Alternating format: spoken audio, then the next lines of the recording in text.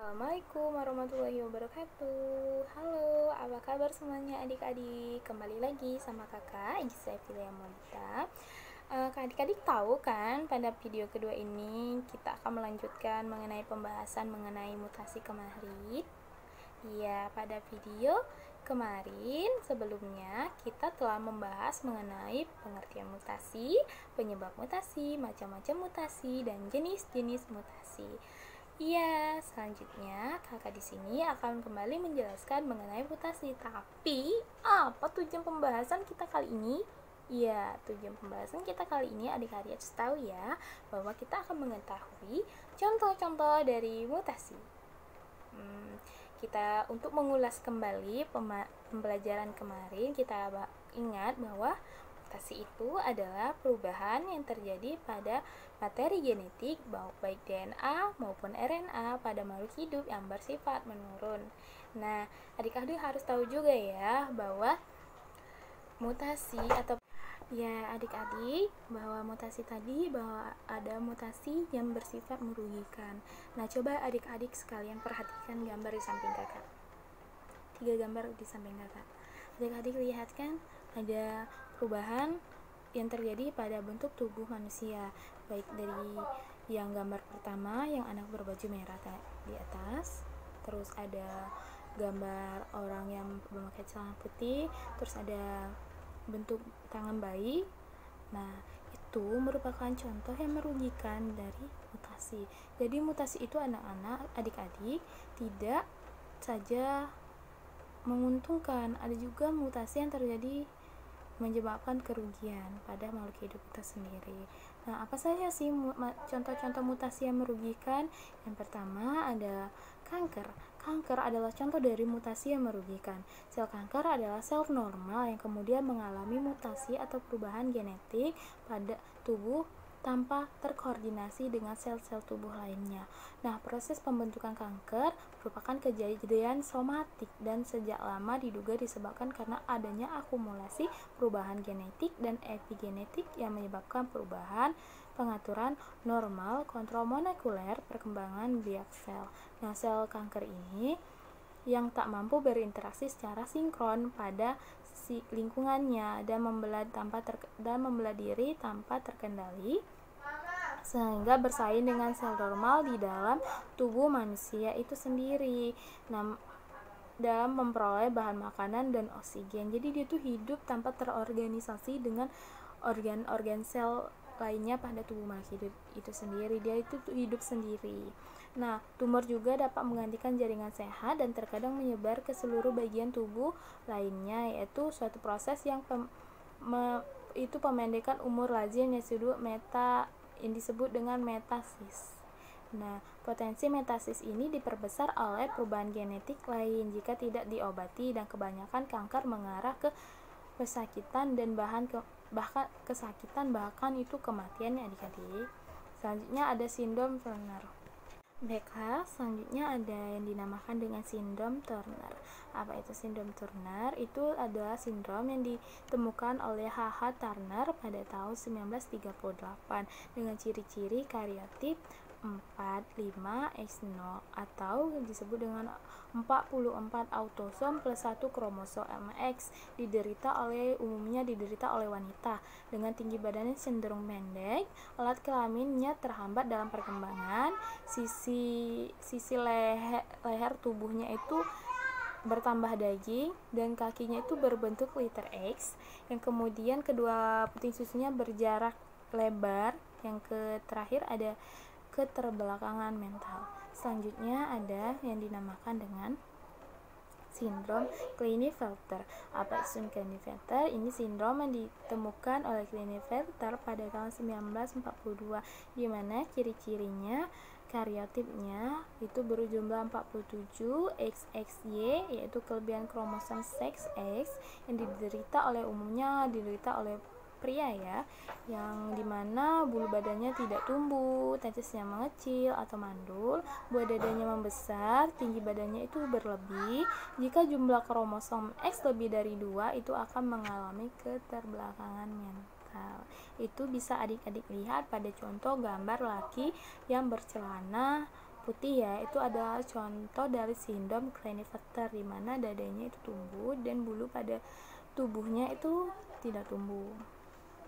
Selanjutnya ada sindrom Jacob. Nah, apa sindrom Jacob? Sindrom Jacob adalah sindrom yang ditemukan oleh P.A. Jacobs pada tahun 1965 dengan ciri-ciri karyotyp berjumlah 47 XYY, di mana ini dia kelebihan sindrom seks Y. Nah, umumnya ini ia diderita oleh pria. Yang kedua itu perawakannya tinggi. Yang ketiga bersifat antisosial atau agresif. Yang kelima ada sindrom dan baiklah adik-adik, yang terakhir itu ada yang dinamakan dengan sindrom Down. Nah, sindrom Down ini ditemukan oleh Langdon Down pada tahun 1866. Itu dengan ciri-ciri karyotypnya berjumlah 47 XX atau 47 XY dengan ciri-ciri mongolism, terdapat telapak tangannya tebal seperti telapak tangan kera. Yang ketiga itu matanya sipit, miring ke samping. Yang keempat bibir tebal, lidah menjulur. Nah, liur selalu menetes, gigi kecil dan jarang. Itu IQ-nya rendah ya, di bawah rata-rata. Selanjutnya ada juga dampak mutasi genetik pada ternak. Contohnya itu ada pada kelinci. Penyebab mutasinya ada mutasi nuklir pada Fukushima, jenis mutagen fisika, nama muatan mutasi tanpa telinga. Jadi ada contohnya lagi, itu ada kelinci tanpa telinga, disebabkan karena mutasi genetis secara fisika karena akibat radiasi nuklir. Yang kedua ada mutasi pada sapi double muscling, di mana sapi ini mutasinya disebabkan karena adanya radiasi nytostatin dengan jenis mutasinya mutagen fisika, dan nama mutannya tadi sapi double muscling. Nah, meskipun dia secara biologis sebagian besar mutasi menyebabkan gangguan pada kebugaran sapi itu, bahkan kematian, mutasi sebenarnya adalah salah satu kunci bagi kemampuan beradaptasi suatu jenis spesies terhadap lingkungan baru yang berubah. Sisi positif ini dapat dimanfaatkan oleh sejumlah bidang biologi terapan, di mana tadi kita ketahui bahwa biologi terapan tadi adalah bioteknologi ya adik-adik. Selanjutnya kita akan membahas mengenai biologi terapan. Nah, tadi kan kita sudah mengetahui dampak buruk dari mutasi, ada berbagai macam sindrom ataupun gangguan-gangguan. Nah, selanjutnya kita akan membahas kembali dampak positifnya. Dampak positifnya itu ada pemuliaan penerapan tanaman terhadap sinar megion seperti sinar gamma, CH60, atau terhadap beberapa kimia seperti ISM dan DS.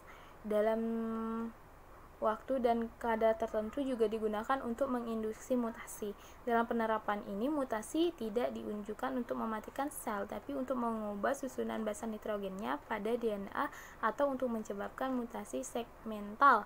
Harapannya adalah agar ada beberapa sel yang akan mengalami mutasi yang menguntungkan. Dengan demikian, tidak hanya sedikit yang dipaparkan, tapi ribuan sampai ratusan ribu individu. Sebagai contohnya. Cara pemulihan dengan bantuan mutasi ini kebanyakan dilakukan terhadap tanaman hortikultura seperti tanaman sayuran dan tanaman hias ornamental, bahkan telah menghasilkan beberapa kultivulgar unggul, yaitu padi yang telah dirakit melalui mutasi. Nah, adik-adik sekalian, nanti kita akan melihat beberapa foto contoh dari dampak positif mutasi pada tanamannya. Ya, sini kita akan membahas mengenai foto di samping. Nah, adik-adik lihat kan, foto yang pertama itu ada buah semangka dengan beberapa biji, dan selanjutnya ada foto buah semangka tanpa biji. Nah, itu disebut dengan buah polyploid. Nah, itu adalah buah hasil mutasi ya adik-adik. Jadi buah ini menguntungkan, karena kenapa menguntungkan? Karena buah ini tidak memiliki biji. Nah, saat ini banyak dipasarkan buah-buahan polyploid ini yang merupakan hasil mutasi yang memiliki rasa lebih enak dan manis. berukuran jumbo dan tanpa biji tadi. Nah, proses pembuatannya dengan cara mutasi menggunakan mutagen kimia, bukan mutagen fisika ya. Mutagen kimia berupa kolkisin. Secara umum, buah poliploid ini yang dibuat melalui mutasi ini aman dikonsumsi. Nah, buah poliploid ini merupakan contoh dari hasil mutasi buatan yang menguntungkan bagi manusia. Contoh buah poliploid tadi adalah semangka tanpa biji yang bisa kita lihat pada gambar di samping. Nah, ada juga yang lain, itu ada anggur tanpa biji yang dibuat dengan cara merendam benih yang ditanam dengan cairan kolkisin. Kolkisin ini akan menghalangi pembentukan benang spidol pada saat proses pembelahan sel, sehingga hasil pembelahan sel tersebut mengalami kelipatan jumlah kromosom atau dapat disebut sebagai poliploidi. Nah, buah poliploidi ini umumnya berbentuk lebih besar dan tanpa biji. Bagi petani, buah ini memiliki nilai ekonomi yang tinggi. Namun di sisi lain, buah tanpa biji ini merugikan bagi tumbuhan itu sendiri karena tidak dapat melakukan reproduksi generatif dengan biji karena tidak terbentuknya biji di dalam buah. Nah, buah poliploidi ini aman dikonsumsi oleh manusia karena tidak ada penyisipan genetik. Nah, buah poliploidi ini yang membuat juga aman dikonsumsi manusia, yang membuat manusia mengkonsumsi buah ini tidak membuat manusia yang mengkonsumsi buah ini alergi seperti yang terjadi pada kasus sebelumnya atau kasus sebelumnya itu buah transgenik. Nah, pada kasus buah ini tidak menyebabkan manusia mengalami alergi. Nah, buah transgenik juga merupakan contoh dari pengembangan bioteknologi. Buah lokal yang disisipi oleh gen tertentu yang menjadikan buah dengan kualitas lebih unggul. Namun, beberapa orang yang konsumsi buah transgenik tadi dapat mengalami alergi. Nah, berikut merupakan contoh singkat mengenai mutasi. Nah, mutasi merupakan perubahan struktur genetik tadi ya, adik-adik, yang pada suatu makhluk hidup sehingga dapat muncul dan dapat terbentuk fenotip makhluk hidup. Itu kita ingat kembali bahwa penyebab mutasi itu menjadi 3, mutagen fisika, kimia, dan biologi. Nah, fisika itu misalnya sinar UV, sinar röntgen, dan sebagainya. Terus ada mutasi kimia, misalnya kolkisin tadi, dan diklotin, dan sebagainya. Selanjutnya ada mutagen biologi, misalnya bakteri dan virus. Nah, mutasi yang terjadi pada tingkat gen, kita ketahui bahwa mutasi tadi kan ada yang mutasi pada tingkat gen dan kromosom. Nah, mutasi yang terjadi pada tingkat gen atau mutasi titik dapat dibagi menjadi 4 tipe, antara lain transisi, transversi, delesi, dan inersi. Apa itu transisi? Transisi merupakan pergantian basa nitrogen purin menjadi purin lain atau pergantian basa nitrogen pirimidin menjadi pirimidin lainnya. Transversi merupakan pergantian basa nitrogen purin menjadi pirimidin atau pergantian basa nitrogen pirimidin menjadi purin. Selanjutnya ada yang disebut dengan delesi yang merupakan hilangnya basa nitrogen. Selanjutnya ada inersi yang merupakan bertambahnya basa nitrogen. Nah, mutasi yang terjadi pada tingkat kromosom atau abersi kromosom dapat dibagi menjadi beberapa jenis juga, yaitu delesi, duplikasi, inversi, translokasi, katenasi, ausonomi, dan aneuploidi. Nah, yang pertama itu ada delesi, merupakan pengurangnya segmen kromosom. Terus ada duplikasi, merupakan menggandanya segmen kromosom tadi. Yang ketiga ada inversi, merupakan perubahan segmen kromosom sehingga urutannya menjadi terbalik. Ada translokasi, merupakan perpindahan segmen kromosom ke kromosom lain yang non-homolog. Ada katenasi, merupakan perlekatan ujung-ujung kromosom sehingga terlihat seperti melingkar. Ada ainosomi, merupakan perubahan yang terjadi pada jumlah kromosom pada setiap set kromosom. Ada aneuploidi, merupakan perubahan kelipatan jumlah set kromosom. Nah, selanjutnya kita akan menyimpulkan pembahasan kita pada pertemuan pertama dan kedua ini. Jadi dapat disimpulkan bahwa secara umum perubahan sifat keturunan disebut dengan mutasi. Baiklah, di sini kita akan menyimpulkan apa saja yang kita ketahui dari pertemuan pertama maupun kedua ini adik-adik. Jadi secara umum perubahan sifat keturunan disebut dengan mutasi ya. Mutasi adalah perubahan materi genetik baik gen maupun DNA kromosom suatu sel yang diwariskan kepada keturunannya. Mutasi dapat disebabkan oleh kesalahan replikasi materi genetik selama pembelahan sel yang disebabkan oleh radiasi, bahan kimia, atau virus atau yang dapat terjadi selama proses meiosis. Tetapi ada juga mutasi yang tidak jelas mutagennya, diperkirakan hanya karena ada suatu keapan atau kekeliruan suatu proses metabolisme pada sel. Tujuan mutasi adalah menghadapi perubahan alam yang sewaktu-waktu akan timbul. Peristiwa terjadinya mutasi disebut mutagenesis. Nah, penyebab mutasi disebut mutagen atau agen mutasi.